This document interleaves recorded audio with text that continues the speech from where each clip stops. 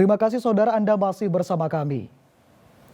Saudara, bayi yang diadopsi secara ilegal di Nganjuk akhirnya kembali ke tangan orang tuanya.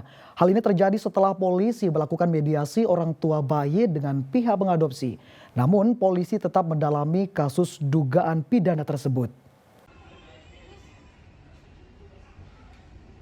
Aparat Polres Nganjuk memanggil ibu bayi Reza Zulailiah dan pengadopsi bayi Erik Nurhayati ke Mapolres Nganjuk Jumat sore. Setelah mediasi di ruang unit perlindungan perempuan dan anak, bayi akhirnya dikembalikan lagi ke tangan Reza. Sedangkan Erik Nurhayati menerima kembali uang 4 juta rupiah yang sebelumnya diserahkan ke nenek bayi saat proses adopsi. Reza sangat senang karena bayinya kembali. Ia tetap berterima kasih kepada Nurhayati yang merawat bayinya sekitar 3 minggu. Bu, sudah dikembalikan, Bu? Sudah. Gimana perasaannya, Bu? Senang, bahagia.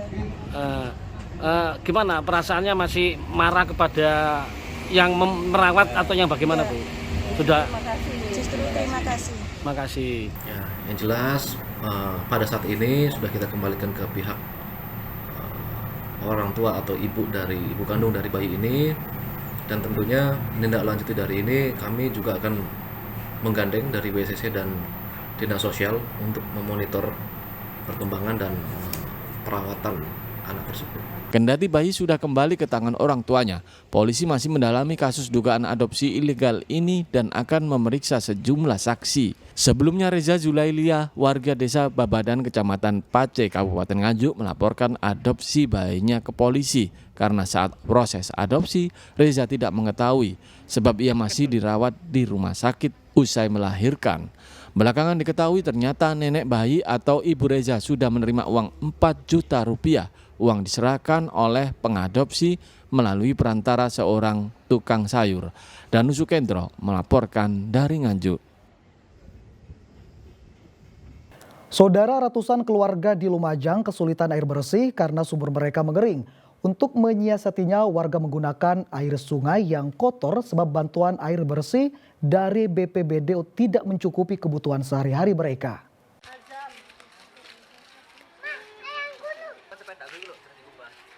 Krisis air bersih ini terjadi di Dusun Cerme, Desa Jatisari, Kecamatan Tempeh, Lumajang.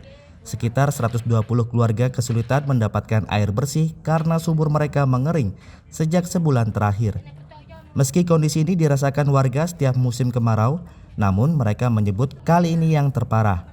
Sumur di satu dusun tidak mengeluarkan air meski kedalamannya hingga 20 meter. Untuk menyiasati kebutuhan air, warga terpaksa menggunakan air sungai yang kotor untuk keperluan mandi dan mencuci. Meski demikian, hal itu tak mudah sebab mereka harus mengambilnya dari sungai terdekat yang jaraknya 5 km. Waktu itu masih ada, tiba-tiba kok nggak ada. Kering. Saya lihat kok udah nggak ada. Ya. Kenapa itu, Bu? Ya ini Mas. Seadanya air, Mas. Beli atau enggak? Kadang suami saya ambil di sungai, ada sumber-sumberan itu, Mas. Tiap hari sebelum ada air, ya. Sekitar 1 bulan. Kenapa, Mbak? Air sungainya itu lebih dalam dari sumur. Jadi air sumur itu ngalir ke sungai. Jadi kena serap gitu. Selama ini warga hanya mengandalkan bantuan air bersih dari BPBD untuk memenuhi kebutuhan air bersih. Menurut Kepala Desa Jatisari, Pemkab Lumajang berencana memasang instalasi saluran air bersih ke Dusun Cerme. Kurang lebih 120 kakak seperti satu dusun. Kesehariannya gimana, Pak? Untuk kesehariannya dari warga ini mengharapkan bantuan dari BPBD itu. Alhamdulillah setiap hari untuk bantuan air bersih ini satu harinya 2 hari. 3 hari. Untuk hari ini 3 hari. Karena meluap. Dengan meluas. Jumlah itu apa memenuhi kebutuhan seluruh warga yang terdampak?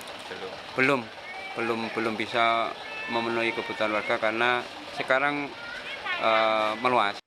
Bantuan air bersih dari BPBD Kabupaten Lumajang dilakukan berkala, namun juga belum mencukupi untuk memenuhi kebutuhan seluruh warga yang terdampak kekeringan. Nur Salim melaporkan dari Lumajang. Saudara, musim kemarau membawa berkah tersendiri bagi petani garam Kelurahan Tambak Sarioso, Kecamatan Asemrowo, Surabaya. Pasalnya, waktu panen lebih cepat dan produksi garam naik 50%. Sementara di Jombang, saudara, kemarau juga membawa berkah bagi petani tembakau. Saat kemarau, para petani garam di Greges Asemrowo, Surabaya menuai berkah. Pasalnya, garam yang dihasilkan kualitasnya lebih bagus. Selain itu, hasil panen juga meningkat hingga 50%. Musim kemarau tahun 2022 dalam seminggu hanya menghasilkan 40 karung garam saja.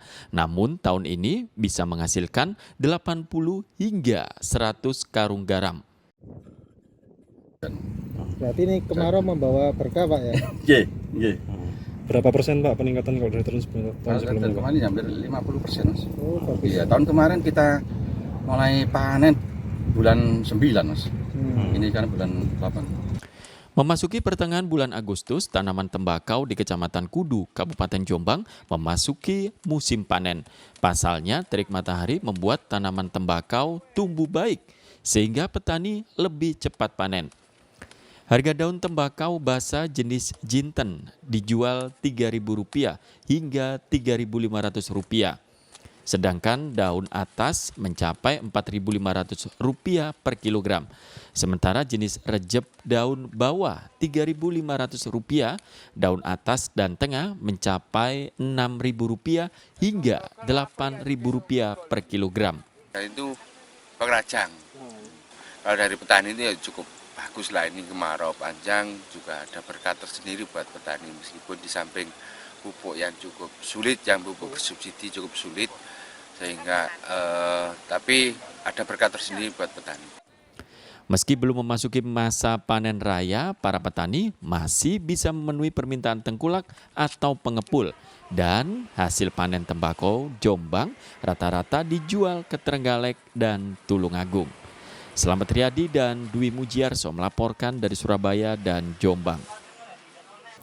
Kita ke informasi ringan saudara. Peringatan HUT ke-78 Republik Indonesia tak hanya dimeriahkan parade budaya manusia saja. Di Kebun Binatang Surabaya, sejumlah satwa berkeliling menyapa pengunjung bersama pawangnya yang mengenakan baju adat sesuai daerah asal satwa.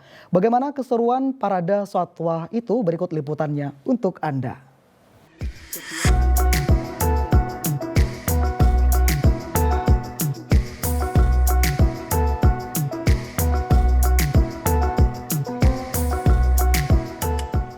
Parade budaya memeriahkan momen kemerdekaan ke-78 Indonesia juga diikuti puluhan satwa koleksi Kebun Binatang Surabaya.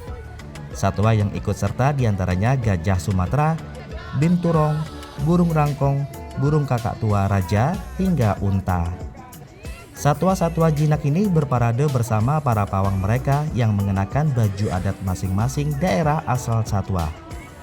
Seperti halnya pawang gajah yang mengenakan busana adat daerah Lampung, pawang burung rangkong yang menggunakan baju adat Kalimantan, hingga kadal jumbo soa layar yang berasal dari Pulau Sulawesi. Parade satwa dengan pawang yang memakai busana adat sesuai daerah asal satwa ditujukan untuk mengedukasi para pengunjung. Seperti ini di Gambia seperti apa Pak? Ya bagus lah. Kita jadi tahu apa, bisa melihat binatang dari jarak dekat, kayak tadi gajah. Kita juga bisa lihat kesenian tari-tarian Indonesia juga. Bapak sama keluarga? Iya. Ya, bagus sih. Mbak sama keluarga ya? Iya. Nah, menurut Mbak ini bagus untuk edukasi anak apa bagaimana? Bagus sih untuk pengenalan hewan-hewan, macam-macam hewan gitu-gitu. Mbak sengaja datang untuk parade apa bagaimana? Malah nggak tahu kalau ada parade. Oh gitu, kebetulan ya? Kebetulan. Harapannya seperti apa? Ya semoga Kebun Binatang Surabaya makin maju lagi, makin baik, makin berkembang, makin lebih banyak peminat lagi. Selain memeriahkan Hari Kemerdekaan ke-78 Republik Indonesia, parade budaya satwa ini juga untuk menyambut hari ulang tahun Kebun Binatang Surabaya yang diperingati setiap tanggal 31 Agustus. Acara kali ini tujuannya adalah untuk memperingati Kebun Binatang Surabaya, karena ulang tahun Kebun Binatang Surabaya pada tanggal 31 Agustus 1945. 61 ya kelahirannya, dan saat ini akan nanti puncaknya pada tanggal 30. Terus kemudian selain itu ada kemerdekaan Republik Indonesia. Karena ini parade ini kita namakan parade budaya dan satwa. Jadi kita gabungkan antara budaya-budaya Indonesia dengan anak-anak. Kita pengen merangkul semuanya. Jadi biar ada cinta satwa dari masa anak-anak hingga dewasa. Ya, utamanya Kebun Binatang Surabaya ini adalah tempat edukasi. Jadi semuanya harus memang bertujuan utamanya untuk edukasi, baru kemudian rekreasi. Selain satwa, parade budaya ini juga diikuti oleh ratusan siswa Taman Kanak-kanak dari Surabaya yang semuanya juga berpawai menggunakan busana adat daerah. Rahmat Hidayat melaporkan dari Surabaya.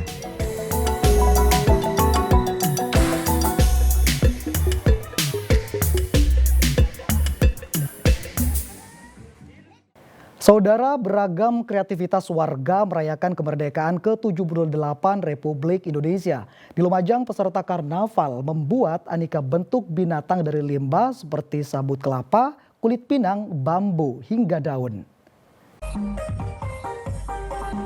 Berbagai miniatur berbentuk aneka jenis binatang seperti singa, burung garuda, hingga naga ini diarak keliling desa. Namun yang unik, alat peraga karnaval ini terbuat dari limbah alam seperti sabut kelapa, kulit pinang, bambu, kayu, hingga daun. Karnaval dengan tema Rimba Jaya ini membawa pesan tentang kejayaan negara dari hutan lereng Gunung Semeru. Agus, salah satu peserta, mengatakan butuh untuk 20 hari untuk membuat replika harimau ini. Bikin jolin ini, singa ini butuh waktu berapa lama, Pak? Ini bikin waktu 20 hari. 20 hari, Pak ya. Bahannya apa ini, Pak? Bahannya ini dari kulitnya kelapa, ya, kupas. Ini kan kulitnya pinang. Yo, dari alam akhirnya, Pak. Iya, semua dari alam. Ada berapa peserta untuk hari ini, Pak? Untuk hari ini ada sekitar 20 peserta, 20 jolen, juga 20 penari. Karnaval ini semakin meriah dan menambah antusiasme warga karena diiringi berbagai kesenian Nusantara seperti reog dan tari tradisional serta gunungan hasil bumi. Ya, acara ini sangat antusias sekali warga Desa Jambi, khususnya Desa Kerajaan, yang mana sangat dinanti dalam 1 tahun sekali dalam acara kemerdekaan Republik Indonesia ini. Setiap warganya mempunyai kreativitas masing-masing. Ada yang menjelaskan tentang kelurahan, tentang reog, tentang tarian dan kebudayaan yang lainnya. Karnaval dan pawai budaya ini digelar setiap tahun. Selain untuk merayakan HUT kemerdekaan Republik Indonesia, juga sebagai ungkapan rasa syukur warga lereng Gunung Semeru. Nur Salim melaporkan dari Lumajang. Melihat keseruan festival aneka masakan burung teruk di Lamongan. Informasi selengkapnya saudara akan kami hadirkan untuk Anda sesaat lagi.